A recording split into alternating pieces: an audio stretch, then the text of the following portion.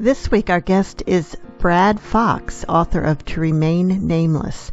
When asked why he set his novel in a birthing room, here's what he says.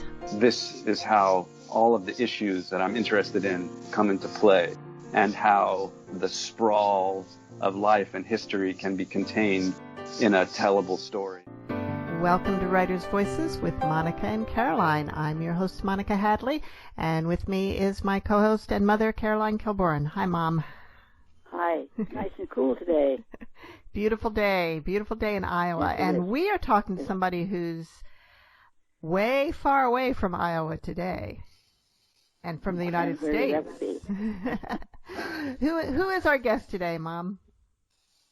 Our guest today, is Brad Fox. And he is the author of a novel, To Remain Nameless. And you'll see why To Remain Nameless is a good title for this. And tell us a little bit about Brad. Well, Brad Fox's stories, articles, and translations have appeared in The New Yorker. I'm not sure how to pronounce this. Guernica, and maybe? And the Whitney Biennial. From 1996 to 2011, he worked as a journalist, researcher, and relief contractor in the Balkans, Mexico, the Middle East, and Turkey. And he teaches at City College in Harlem. He's had a lot of experiences in what he's talking about in this book, and so that's what makes it so interesting. And welcome to Writers' Voices, Brad. Hi, thanks. So where are you now? So right now I'm outside of the town of Tarapoto in kind of northeastern Peru. I've been here since March 9th. And I'm guessing that you weren't intending to stay quite that long. Yeah, so I came down thinking I would be down here for 12 days, and in the middle of that 12-day period, the country declared a state of emergency and shut down domestic travel and sealed the borders and implemented a curfew and lots of different restrictions related to the pandemic. And so there were these kinds of 2-week, they would say, it's going to go another 2 weeks. Then it was going to go another month. And so now we're still here 6 months later.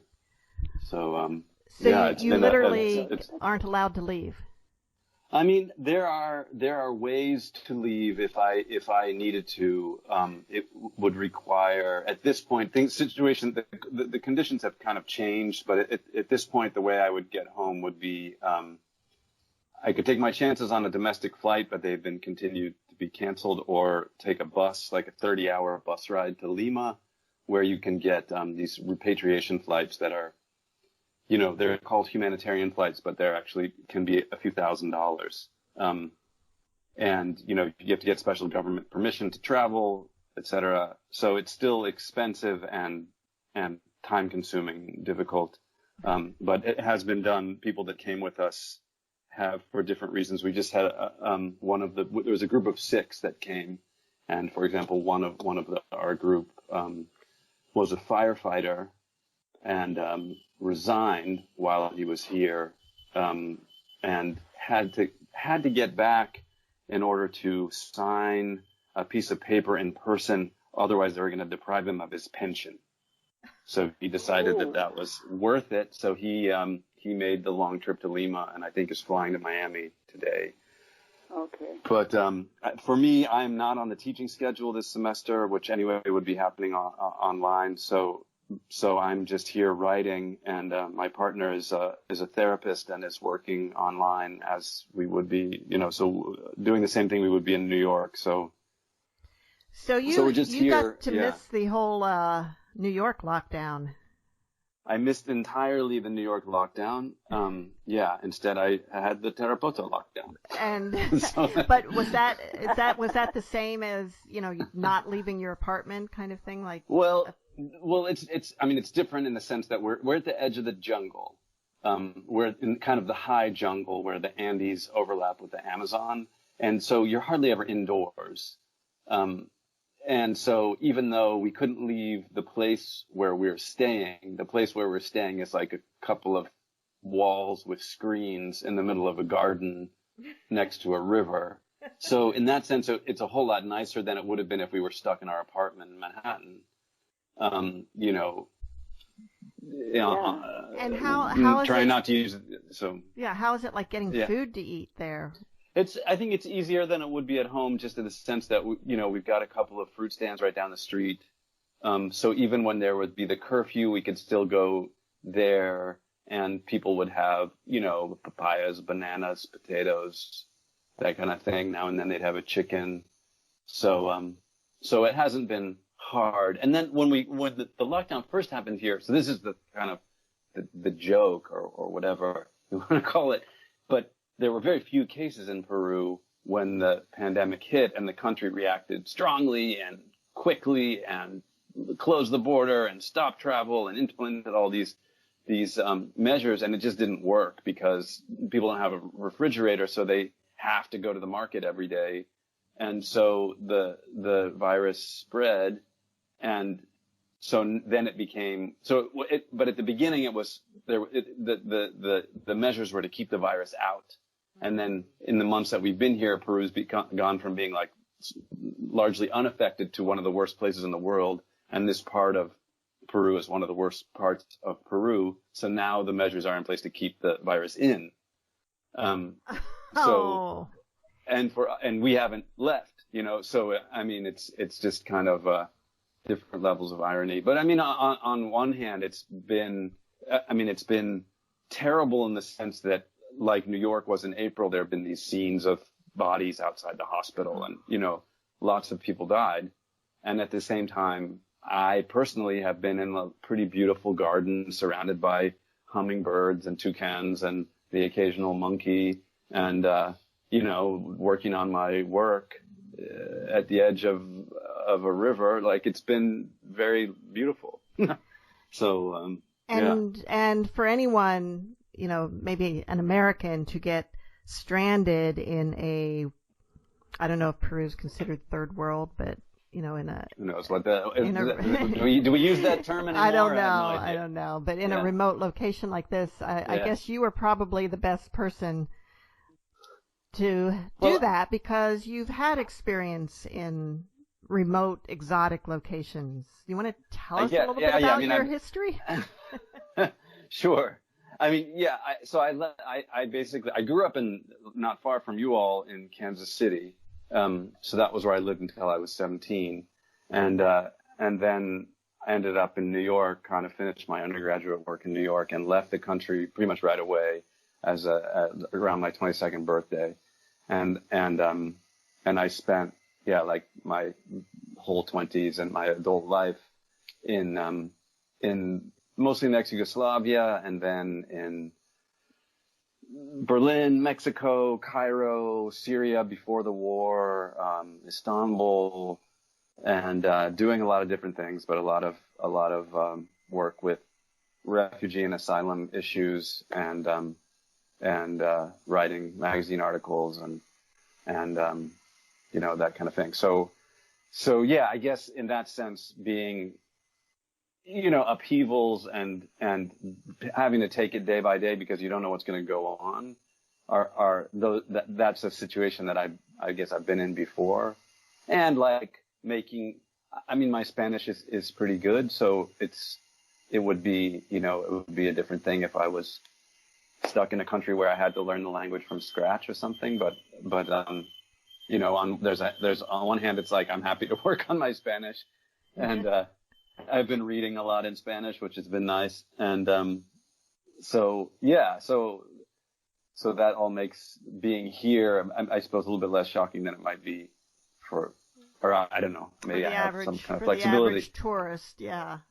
I suppose, yeah. But yeah, and I was here with when the group that came here, there was one of our people that we came together with. It was a molecular biologist from northern Serbia, so we could speak Serbian together, which was funny. And somehow there was something very odd about sitting at the edge of the Amazon speaking Serbian that seemed to connect like different parts of my life in a surprising way.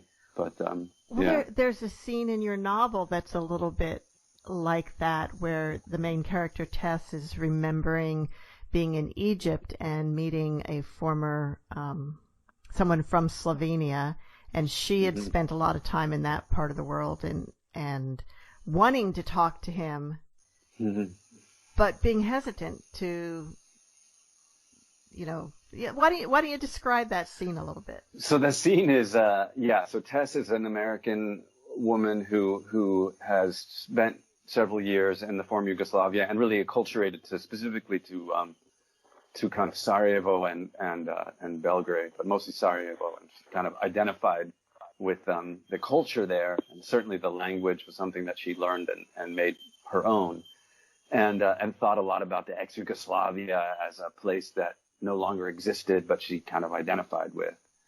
And then she finds herself in Egypt, and she's with an Argentine woman who wants to take her to meet a friend of hers who turns out to be who is a guy who lives on a houseboat in the Nile, and so they go to visit him, and he turns out to be from Slovenia, and so she wants to connect with him as somebody who has a relationship with the former Yugoslavia, but he's since converted to Islam and changed his name and shows no interest in connecting with that part of his past. So they have these kind of very different relationships with it that kind of ends up, at least from her side, as a kind of mistrust of who this guy is. And it seems she's thinking about him having reinvented himself as a kind of Muslim intellectual sitting on a houseboat, and feels him to be a poser, as if she knows something about his past that others around him might not.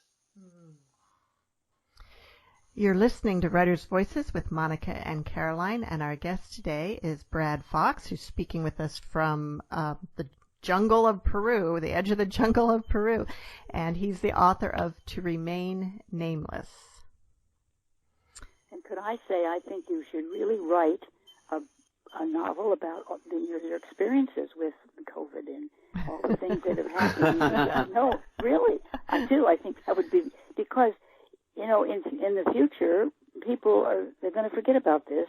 They really are, and especially young people. And this would be interesting. It would be very interesting. I think it's very interesting. And so I've been doing interviews with people. I've been filling notebooks with our firefighter, our molecular biologist, people who ended up here, left the States in different circumstances and responded to what's going on here in different ways. And, and interviewed people from here, and how we've been studying with a traditional medicine practitioner from here who, is a Quechua speaking, guy from, the town of Lamas, which is a particular indigenous community here. And so it's been interesting to hear his take on the pandemic. If you think of an indigenous community in the Americas that has seen pandemics come and go over, the last several centuries. And, I don't know, there's been so many different ways to see what's going on globally sitting in this corner of the jungle, which I find it fascinating. I don't know what story I'm going to tell from it, but I do feel like that there is something unique in what we've been through and seen from here. So I'm glad you agree. Yeah. Absolutely. Wow. I get what you're saying about how for you it's like life it isn't normal, but it's actually quite nice through this pandemic. For me, it's really in some ways completely different, and in some ways really very normal.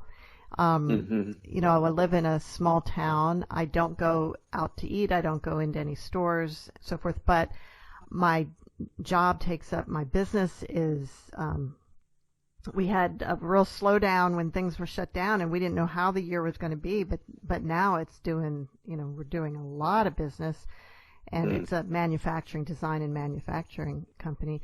And we were kind of really involved in the whole, COVID pandemic before most people really, because we manufacture in China. We have factories in China as well as the U.S. And so we were very aware of what was going on before most people were. And it's actually, I've had to work longer and harder. I haven't had a day off since January.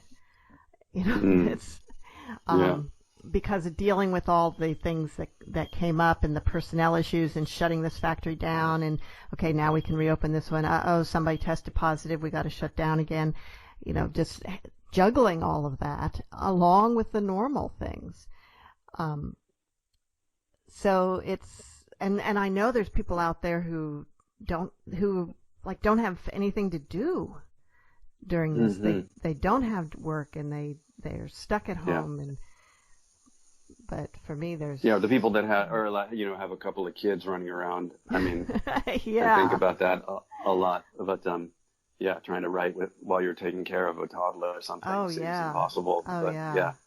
Yeah. So exactly, I feel incredibly fortunate considering what people have gone through.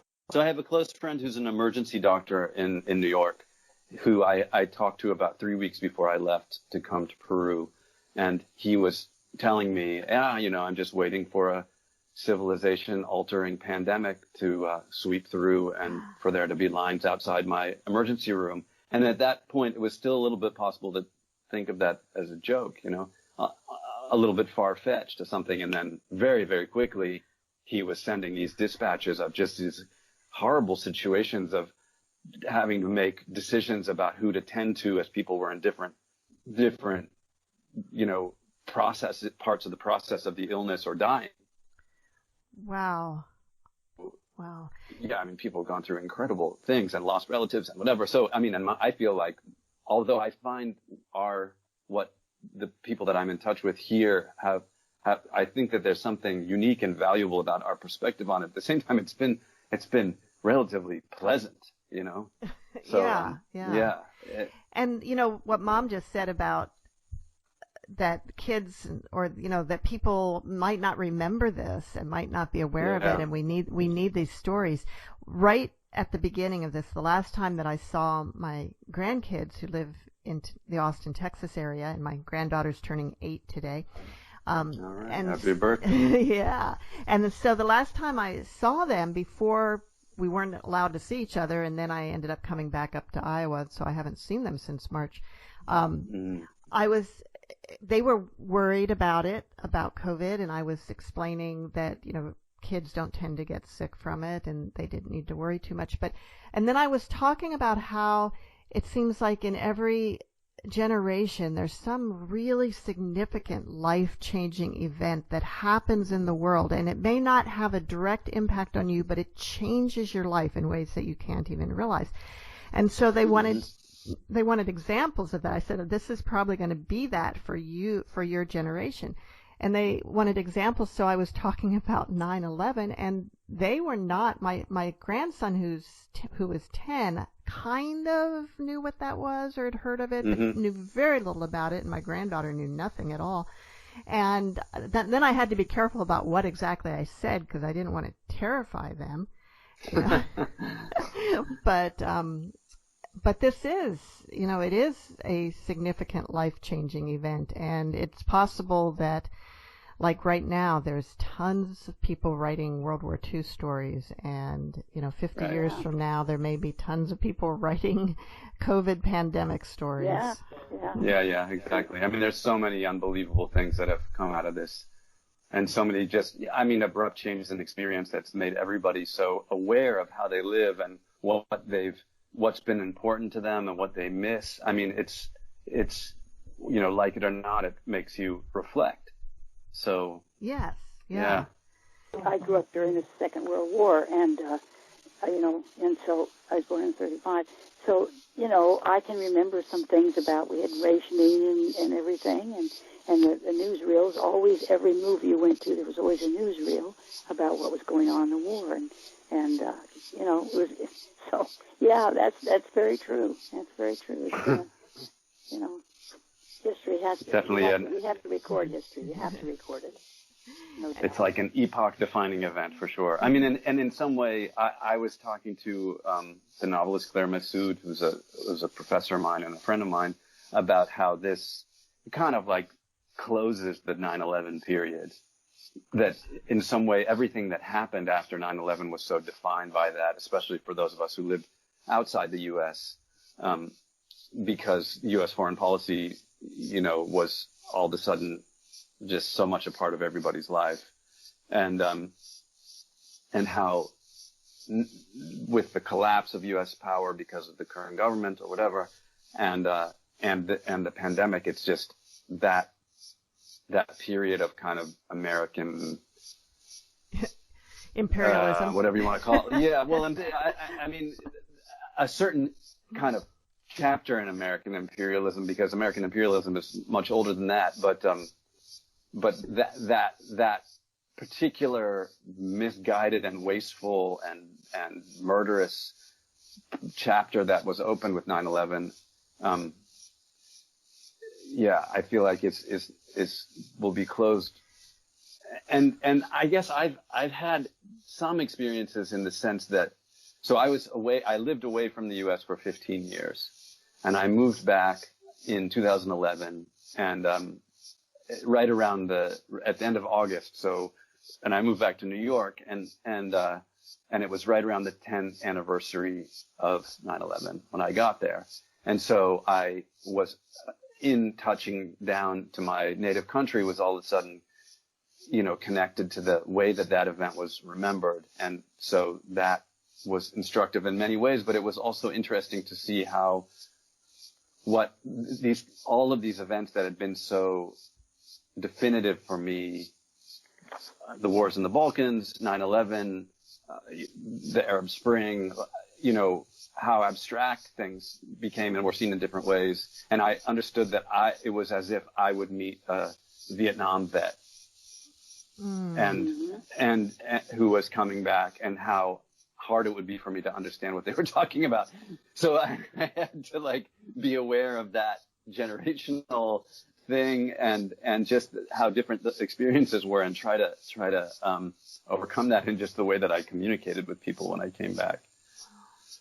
So you're listening to Writers' Voices with Monica and Caroline, and our guest today is Brad Fox, who is the author of the novel To Remain Nameless. So let's talk a little more about the book. We introduced Tess briefly, but what's the kind of the underlying theme and story in this novel? Okay. Yeah. In some way, it's very simple. It takes place over the course of about 12 hours in a hospital room near Columbus Circle in Manhattan, in the labor and delivery ward of St. Luke's Roosevelt Hospital. And there are two women who are in the room together, and one of them is giving birth and the other is trying to help. And so Tess is the woman who's trying to help, and she is there with her old friend Laura, who is giving birth.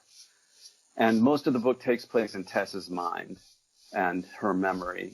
And so it's going over the relationship that these two friends have. And so they have been colleagues in different places in the humanitarian industry. They met in 99 in working through the Kosovo airstrikes, and then reconnected in Egypt and in Istanbul, doing different kinds of work. And so as Laura is giving birth and Tess is trying to help her, she's also replaying these scenes from their experiences together, and in some way kind of wondering what it all means. And that's what the book is in some ways about. So you have a woman who is pretty devastated and heartbroken and has seen, the worst that the human being can produce, and is there confronted by a new life from her friend. And so her pessimism is forced to confront this thing that's happening, and that's basically what is happening over the course of the 240 pages of the book. Would you like to read a little from the opening? Sure. Yeah. Great. I will read. I'm just going to read the first chapter, which is about 4 pages long. Okay, so this is To Remain Nameless. Only immediate family, the triage receptionist said. Your friend can wait right here. It'll just be a minute or two. Tess watched Laura about to protest with her flushed face and heaving belly. How can you argue with a woman in labor? A nurse stood at the swinging doors, trying to lead her patient back into the examination room, but Laura planted both feet and turned to Tess. You promised you won't let them give me an epidural, remember? I want to feel everything. Tess nodded, brown hair falling in her face. I'm sure I'll ask for drugs. I'm scared and weak, but don't listen to me. As the nurse started to lead her away, Laura pointed at the piece of paper Tess held in her hand. I'll ask, Laura said, but you have cotton in your ears. Remember, I want to feel everything. The doors to the examination room swung shut, leaving Tess under the buzzing lights of triage. She looked down at the paper. Across the top, it read, Laura Valerio, birth plan. And there it was, item number 1. I am a weakling and a coward. Tess laughed out loud as she sought her bearings, alone now for the first time in days. Laura, a coward and a weakling, how could she ever believe that? But she'd never felt a labor contraction, had no idea how intense it could be. She dropped down into a black vinyl chair against the wall, the room empty except for the triage receptionist, now talking on the phone with a big smile across her face. Immediate? Who was more immediate than Tess? She felt the cold, air-conditioned air through the loose shirt she wore. She crossed and uncrossed her legs, head steel reeling. She looked down at the sparkling tiles. Labor, she thought. Now it's starting. Once in the village above Aswan, there'd been a woman in labor, and as they waited for the midwife, the woman had made such strange noises that Tess walked out into the whitewashed alleyways and paced up and down, stopping in front of the old tomb to ask the dead sheikh what that sound could be. And now Laura at 39, who abandoned Tess in the Istanbul office to come back and nurse her own mother on her deathbed, to sit uncomplainingly as her mother wasted away after working through crisis after crisis, war and famine and development assignment. Now she was in triage, asking for drugs. Give me drugs. Tess stood back up and took a step toward the door. There was hardly room to pace in here. Her body was awkward and she wished she could be inside with Laura, wished she knew what there was to do, wished she'd learned everything there was to learn. What had the Egyptian midwife known? Surely there were things to do in this situation that didn't involve inserting a tube into your spine. Laura had begged her to be here. Laura, who had never asked her for anything. It's a pain unlike any other. That's what I hear. Please be with me. But I don't know anything about it, Tess told her. I don't know anything. It doesn't matter. I want you with me. You have to be there. So she flew from Ataturk Airport and landed at JFK, and 5 days later, here she was, 7:48 p.m., 12th floor of St. Luke's Roosevelt, just down from Columbus Circle. 5 days, and it was like she'd been excised from her life. Could hardly remember what awaited her. The caseload, the swelling camps, the endless state of emergency. All that was far away, and she was here in this waiting room, too small to pace in, pushing her knee against the black vinyl of the chair. The triage nurse gabbing away on the phone, and Tess could understand every word. Could not understand, really. That was closer to the situation. Back in the U.S., here in this unfamiliar New York, everyone all around speaking her language. When she landed, she thought they must be speaking to her, a colleague or a voice over the phone. Did you find out where they're being held? And how long is the extension? After 5 days, she still wasn't used to it. Found herself turning her head involuntarily on the street. Who said that? Who was that? Suspicious, a little paranoid. Relax, she told herself. This is your home country. You have every right to be here. It's important to Laura, and these friendships formed in such conditions that had lasted this long. It's important to hold on to something. What else did she have? She had to be here, to be a true friend at least. If Laura was going to cry and suffer and birth a baby in New York, then she would come. The guy was supposed to be around somewhere, but Tess still hadn't seen a sign of him, whoever he was. Laura too proud to push him, probably. But she could ask Tess, and she knew Tess would come if she could, and she did, and she had. But Tess hadn't expected the triage nurse to make her wait here in the waiting room just a minute or two. They lie, Tess thought. She listened for Laura screaming her head off in the next room, about to give birth, for God's sake, to bring new life into the world, to add another version of herself. Madness. In this country, empire crumbling, waters rising, Manhattan turned over to bankers and tourists. And this receptionist on the phone, where did she live? Her slight Caribbean lilt. Parents from Trinidad or something, that melody. People of this city, this hemisphere. Never heard that accent in all the places she lived. Did she ever hear that beautiful Caribbean lilt on the streets of Istanbul? A Bronx accent among the doctors in Kosovo? There was a guy from Harlem in Macedonia. What was his name? Richard Bright or something like that. or who said he was from Harlem. Who knows where he was from? A white man from Harlem with his bald head and his yellow eyes, with his straight spine and his very correct way of speaking, flattened, stilted, any character hammered out like he'd been printed out or was an iteration of something.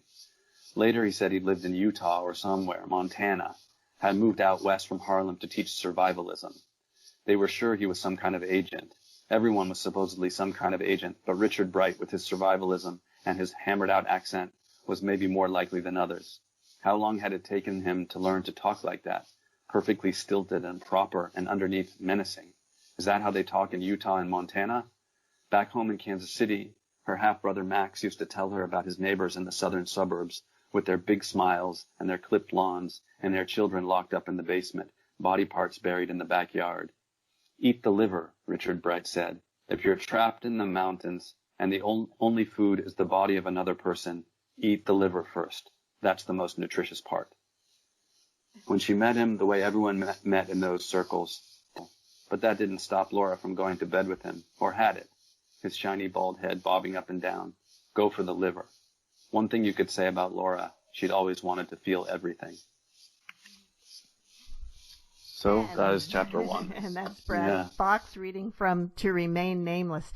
So Richard Bright, I know that this book was written and published before that name became sort of not quite a household name, but hit the media this spring. Do you know what I'm talking about? I don't know what you're talking about. I must not have been in that same spring. So, well, you weren't in the U.S., but Dr. Richard Bright is the highest-ranking government scientist to charge the federal government's response to the coronavirus pandemic has been slow and chaotic. He says it prioritized politics over science and cost people their lives, and it cost him his job. So he got kicked out of the Department of Health and Human Services. Okay, that's great. Just the kind of agent we needed. So, yeah. Yeah.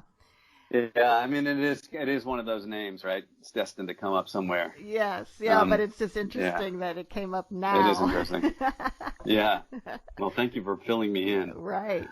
I've been living in ignorance of what's become of my characters, and then reinventing themselves on the government stage. Brad, I know that a lot of the places that you write about, and the things that you write about in Kosovo and Turkey, Egypt, that you've been there, you've seen what's going on, you've been involved in this work, and I can certainly see why you would incorporate those experiences into a novel. But what I'm curious about is why you decided to do it in this way, being told from a female point of view and with a woman giving birth. What was it that brought? Why is that the way to tell this story? Well, there's a couple of reasons. On one hand, there is somewhere in the drawers of my hard drive, there's another novel where I dealt with these stories in a different way, where Tess is an important character but not the main character, and Laura is a very minor character. So these were characters that I had kind of written about and lived with and for a while, and then my partner was working as a birth doula. And so when we first moved to New York, she's Hungarian, and when we first moved to New York, she that was just her way of getting started working. And so from right away of arriving there, she was, on call, and then would rush off to these, hospital situations, and she'd come back 2 days later without having slept and tell me the story of what happened. And they were always these incredible, epic stories of what happens when a person who's giving birth being pushed beyond what they thought would ever be asked of them physically, and then also what happens to the people around them.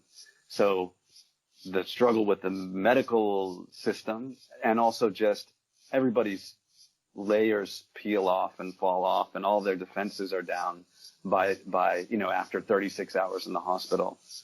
And so all of the stories were just fascinating to me. And then so without explicitly making a decision to do this, there was just a moment one morning when I got up and I just wrote a scene of these two characters, minor characters in this other book that I had been trying to write. In this, basically what I just read right now, it hasn't changed all that much of just that scene of arriving and to the hospital. And it was just one of these moments when once that conceit, appeared to me, it seemed perfect. This is how all of the issues that I'm interested in come into play, and how the sprawl of life and history can be contained in a tellable story. And, and then, so I'm a guy who doesn't have children. I have seen, I've been in the room for one birth because some friends of mine who were giving birth, like a couple that I was very close to, just brought me with them before I thought about writing about it. But so I saw that incredible event happen once. But so, and then it's one of those things of like, do I have the right to do this? And then, I struggled with that to some degree, but it seemed like it was already happening. And so it seemed very strange to put it aside. And it seemed like a better challenge to see it through and see what I could learn from that. And so, yeah. And you had a built-in resource to check the accuracy. Yeah, I mean, obviously, I talked about it with a lot of women who've given birth, and there's some issues. There's certain things that women would be like, actually, that's not a good position at this stage, and that like I would not be on my back at this moment, and I'm like, yeah, I understand that. It's not, but basically, like I did spend time, like kind of went back to the hospital and was like, what's in the room, and I did have reason. I had my my birth doula friend who could tell me no end of stories about what's happening, and really understood also physiologically what's happening to the human body during birth, and which was something that I was interested in, of like seeing how much I could capture of just that animal experience, from using what I could learn and my imagination, and just trying to feel my way into that experience from the outside. So, Mom, you've had 5 kids. How did you, how did this resonate with you? Well, this is true, that there's something that helps you forget all the pain. I don't know what that is, but it does. Actually, when you were born, it took an hour. Yeah, I know. Yeah. I was in a hurry. Yes, you were. So, yeah, but I know I didn't have this much pain, I don't think. I probably had something. I don't know if they gave me something or not, but can't remember. That was a long time ago. Well, that is true. That is true, since your baby is, 54 maybe by now? 53, 54. Yeah. Right. and my baby's in her 30s, so it's been a while for me, too. No, but it's true. There is something that some kind of something in your brain that, helps you forget. So otherwise you would probably only have one. Yeah. Well, I had the same thing where I didn't want to have drugs. And when I was going to the hospital with my daughter, it happened really fast too. I have a great birth story where the doctor actually had to drive me to the hospital because it was happening so fast. And I had gone in for a doctor appointment, a checkup, and it's like, uh-oh, we got to get you to the hospital now. and also it was the first baby that he had delivered on his own. He was a brand new doctor, so it was pretty exciting. Oh my God! Yeah, and but I remember at one point he said, either he or one of the nurses said, "Do you want some painkiller?" And I'm like, "I will tell you if I want some painkiller." You were feisty. I was feisty, and it all happened really fast. And when it was done, the doctor said, "Well, that was easy." And I'm like, "Well, that was easy for you to say." For you, right? Yeah. Yeah. Oh, yeah. Oh, that's good. Yeah. So is this your first novel, Brad? No. I mean, it's my first novel to come out in the U.S. It's my first novel. But I wrote a novel in English, but that I never sent out to anybody. I wrote it when I was living in the Balkans, and I don't know. I wasn't feeling. I didn't even. It was kind of like I didn't even know you could write a book, and I didn't know what to do with it once I had written it. And then a friend of mine there. Just, borrowed it, was like, can I see what you've done? And then gave it to a friend of hers who was a novelist, a Serbian novelist, and he translated it and published it. And so it was kind of, oh, wow, a little bit like, yeah. So it was published in Serbian, and then that was translated into Macedonian, and parts of it were translated into Arabic and other languages, but it was never published in English.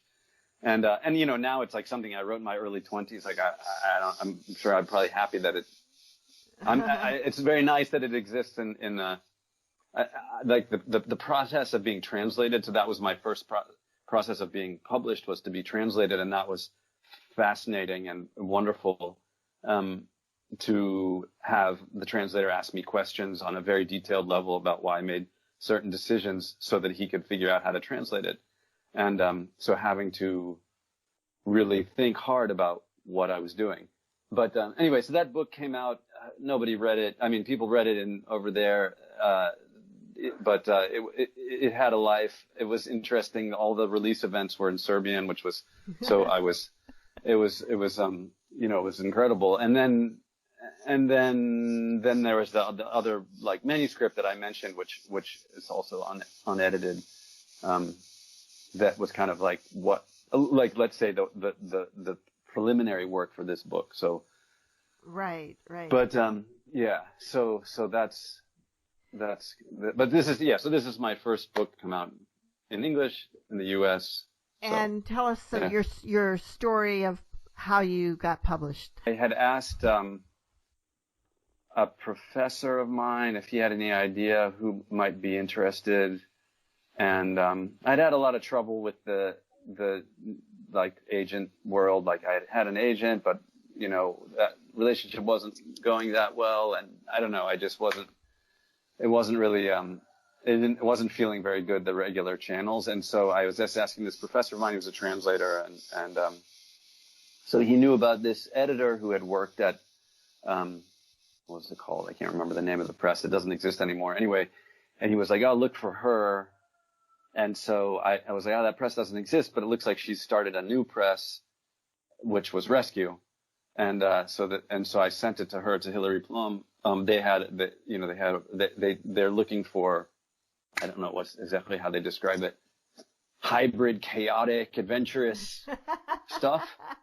And so Hillary gratefully liked it, and the Rescue is I have nothing but good things to say about them. They're fabulous. And I felt so lucky to work with them. And they publish basically a book of poetry and a book of prose a year.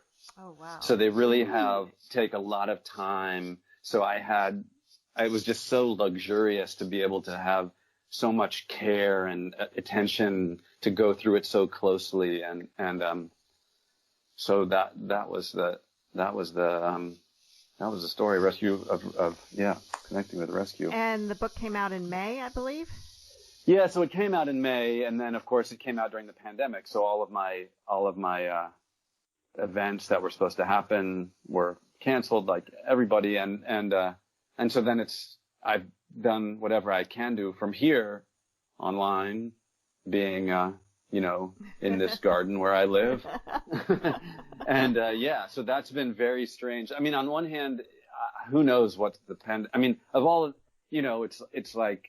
A lot of people lost everything during the pandemic, and in some way, book publishing and that kind of thing has, I don't know how it was affected. I hear that books that came out during those first few months of the pandemic didn't do as well, but who knows? I mean, this is a literary novel. I mean, who knows what the market even means? It's the kind of thing that hopefully will have a long life, and it will not be determined by what happened in the first couple of months of its release. Yeah. But it has been very interesting. I mean, it's been like I've been stuck here, but then all of the world went online, so I've been able to do what I needed to do, and it's been that's interesting. a good point. That's a good point.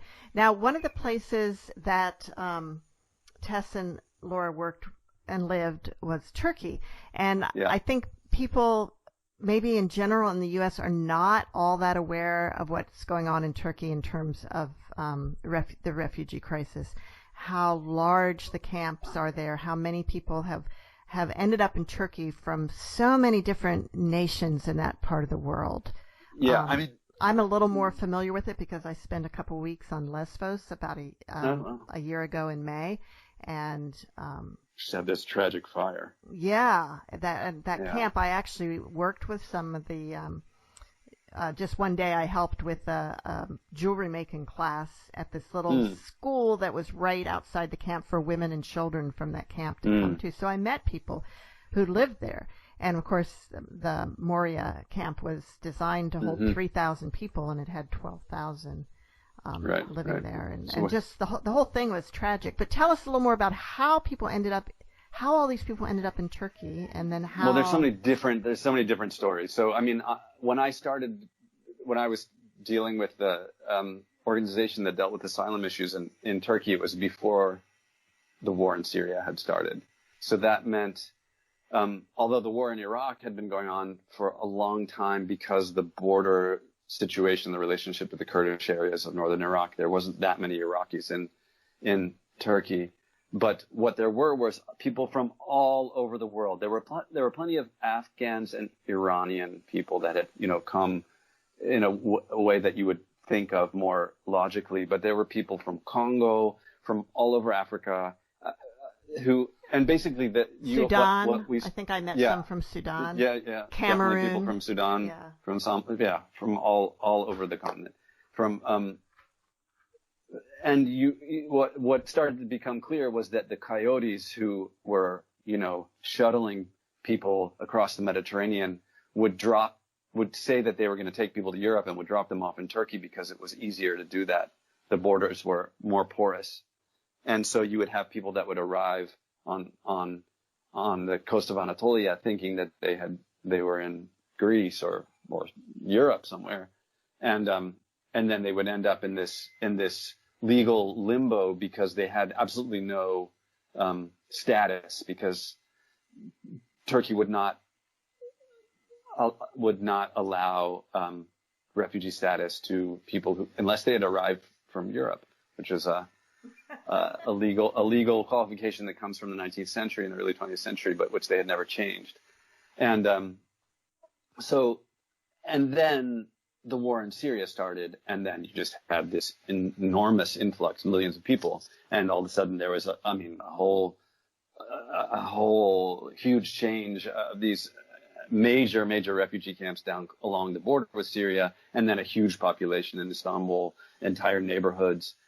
It was a major shift, and that forced the Turkish government to think about refugee issues in a different way.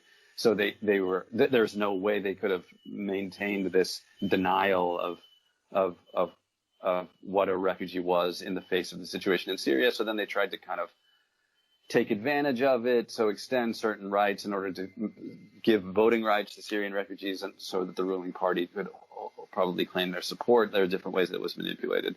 It was very difficult to work with that government dealing with refugee issues. So. And also, I think the European Union was paying them a lot to keep the refugees there. Yeah, just bribing them to keep the refugees. Yeah, exactly. So,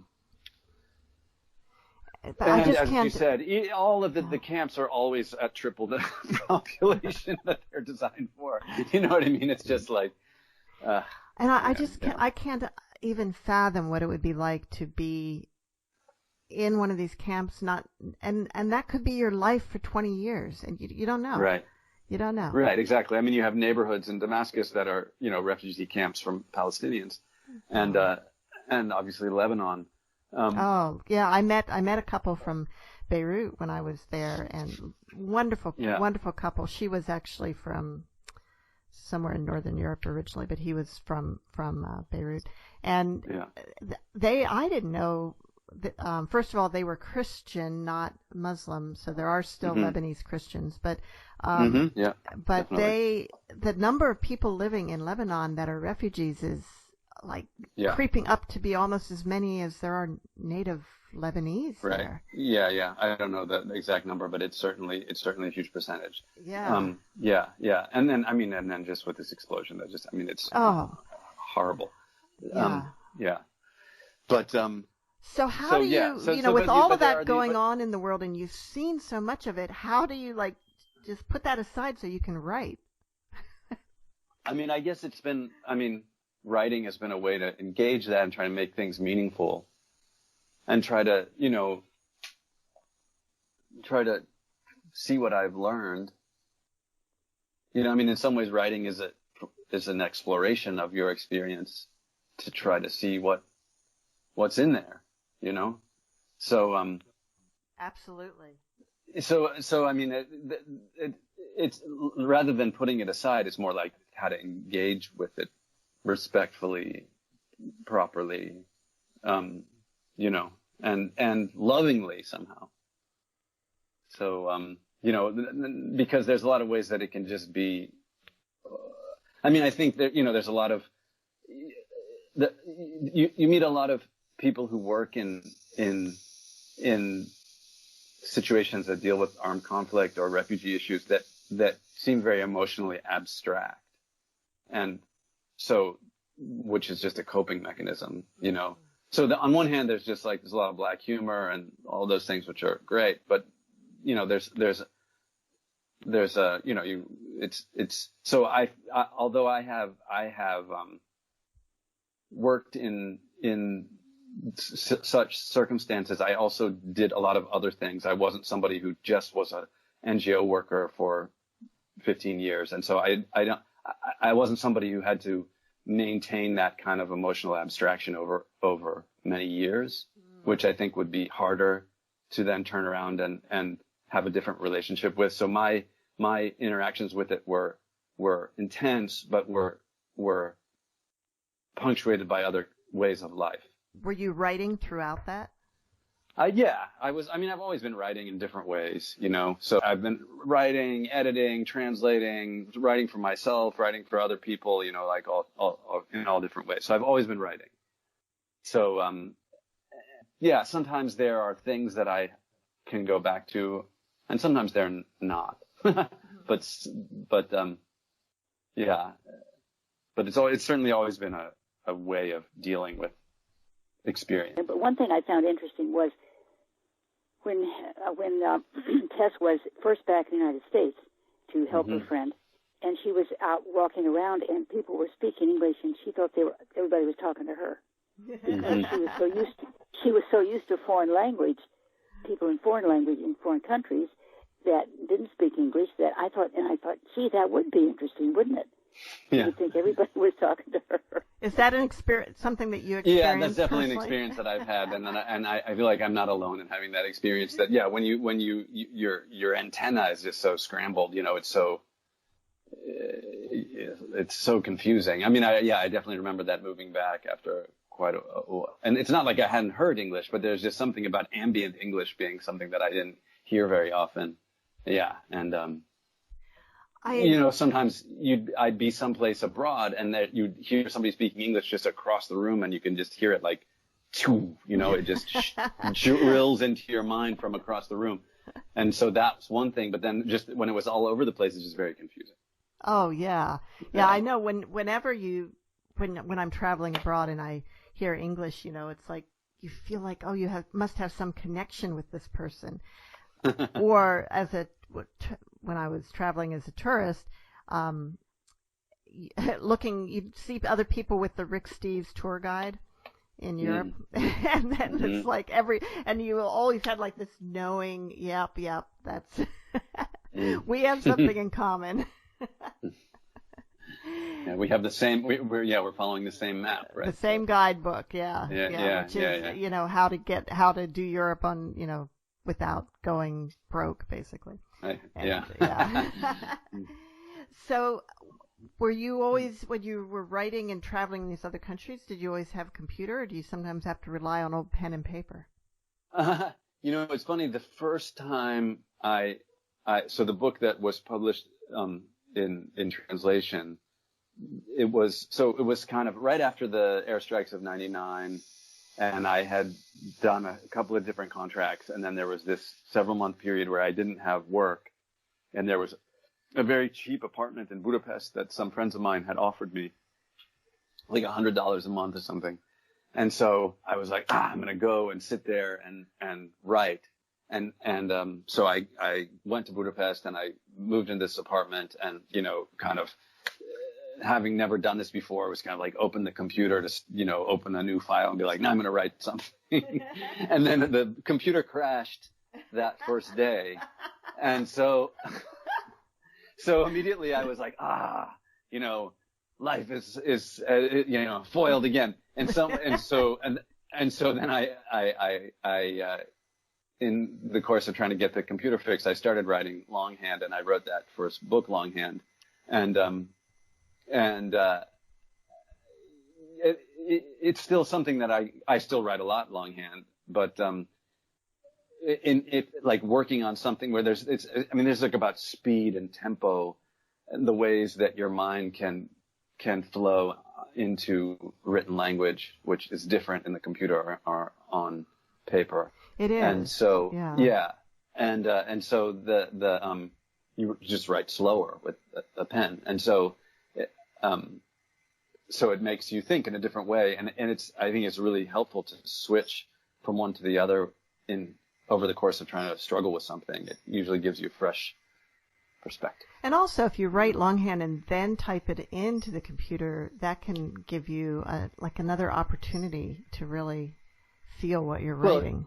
Yeah, it definitely, it's like, even I've heard of people who write on the computer and then print it out and erase erase the file. Oh. So they have to retype from the hard copy. Just because that makes you do another revision of the entire manuscript. Wow. And so oh man, I don't think I would do that. But yeah. So for sure, writing from a notebook, you do. Yeah, there's a lot of things where you're just like, there's no way I'm putting that in. Yeah, this is a mess. Yeah. But and seeing what things look like, in a font on a screen, gives you a different distance. Oh, definitely. Well, Brad, we're out of time, and I've really enjoyed talking to you today. Me too. Mom, do you have some closing words for us? Yeah, I had trouble finding an outtake on this one, but the storyteller in this book, Tess, has done this. Remember yesterday, dream for tomorrow, and live for today. Ah. That's very great. Appropriate. All right. Thank you. So thank you all very much. And see you all next week on Writers' Voices.